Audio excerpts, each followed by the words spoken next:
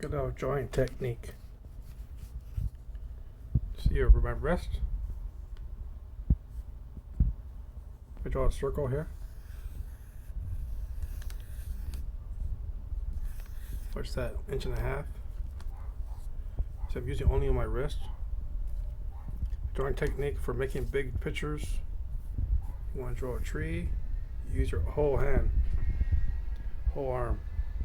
Bend your elbow, bend your shoulder. Kind of keep your wrists lucid, but don't use your wrist. Use your whole body, your whole arm. You can do bigger things. You know, draw a happy face or whatever you want to do.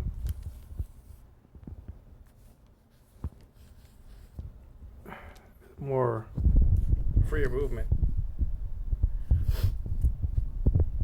Use your whole arm instead of going like this. You only go so small things, you know. If you have a whole arm with the pencil like this, put pressure right here to just sketch up quick. It's a little tip for my nephews too. I'm gonna send to my brother Nick.